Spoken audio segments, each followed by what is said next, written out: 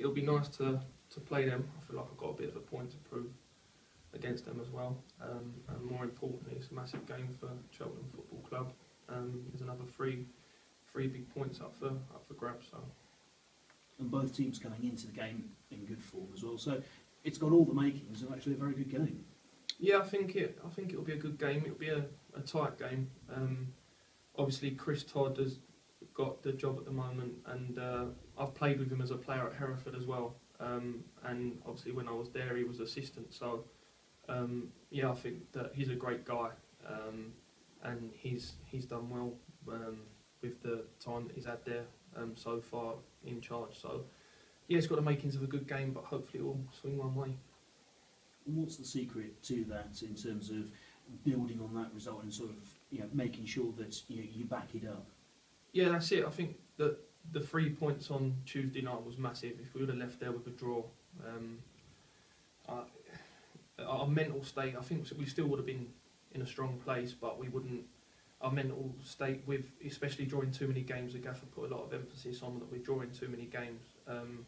And for me personally, I looked at, funny enough, last night I looked at the Barnet, their record of last year, and Bristol Rovers, and obviously the draws in this league especially, you'd rather win, draw, well, win, lose, rather than keep drawing games. Draw is almost like a loss, and yes, it was massively important, and I feel like we do need to go and back that up. We've put ourselves in a good position, so if we can back that up on Saturday, yeah, it'll be good. And then obviously going into the FA Cup game, which is a big game for the club, and then Grimsby, we've got a tough 3 weeks coming, but I think it'll be a vital 3 weeks for Cheltenham Football Club.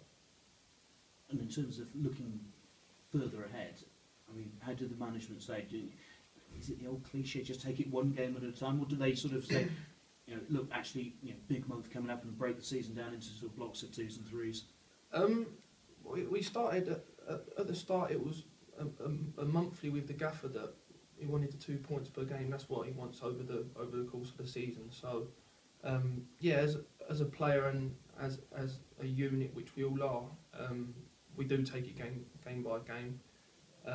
But yeah, that two points per game target, and we all know where we need to be at the end of the season. So yeah, we just take it each game by game, really. And a win on Saturday, and you're back up to that 2 points per game average. Yeah, that's where we want to be. So we need to try our hardest to make that happen. Got to mention your record of yellow cards at the moment. It's obviously frustrating for you. I mean, do you feel how hard done by do you feel? Because I mean, 7 bookings, they can't all be sort of perfectly legitimate ones, can they? I think you said it, it's just frustrating, really. I think it doesn't help that I'm 6'5" and it might look a little bit awkward than what it actually is. But the one on Tuesday, I'm very disappointed with that. I haven't had a chance to see it back yet, but I was just saying, I think that three of the 7 bookings ain't actually bookings, and when you want to go into tackles and things like that, with that, the 10 game and the 10 yellow cards and the 2 game suspension, it's not ideal. But as a player, I don't think that you can think like that. If the refs are going to penalise you for that, then one, I need to try and be a little bit more clever, or I'm not going to stop going in for the tackles or whatnot. So yeah, it's frustrating, but at the same time, you need to put it in the back of your mind, and what will be. Yeah, I suppose it's a difficult situation for you in terms of, do you play differently, or because the aggression that's in your game, that's what the manager wants. That's what you're there for in some ways, isn't it? Yeah, that's it. You can't let them sort of things get in your head. Like you just said, do we take it game by game? Yeah, I do. And before a game, I'm not going in there thinking I'm not going to go in for a tackle. So yeah, it's really frustrating. But that's where the good squad comes in and whatnot, what we've got. And yeah, it's like I said, it is frustrating, but you can't dwell on that. I'm frustrated by it. On the plus side for the team, though, great for Ace to come on and score the winner on Tuesday night. Yeah, he deserves it, Ace. He's obviously been through a lot with his injury. I was made up for him. I think the whole team were made up for him because he's such a nice lad. And like I said, he's been through a hell of a lot with his injury.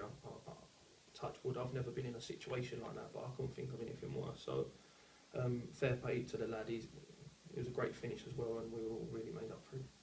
I suppose if you know, goals can keep coming from any part of the team, then that's great for Cheltenham going forwards.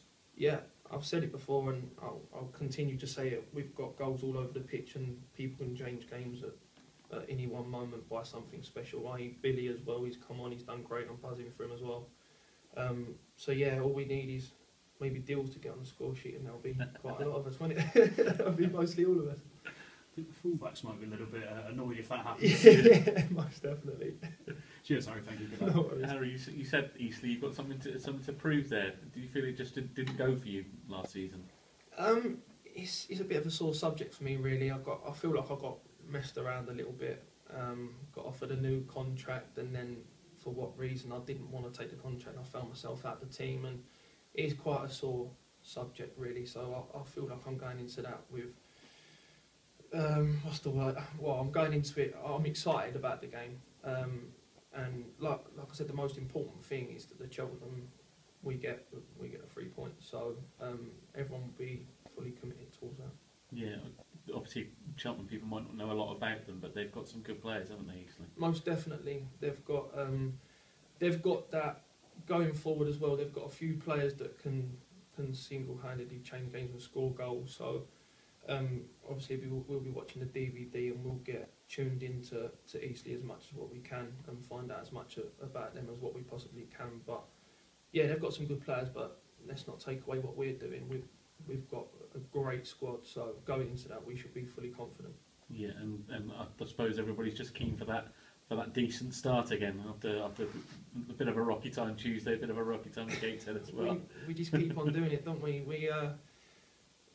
The most important thing, we need to find a way to win games, and the Gaffer's reiterated, do whatever it takes. We need to do whatever it takes to be top of the league come the end of the season. So if we keep on coming from behind and we keep on winning games and keep our consistency of not losing games but picking up as many wins as what we can, then that's the most important thing. Yeah, do you almost take more confidence from doing what you did at Bromley than maybe having a regulation 2-0 win?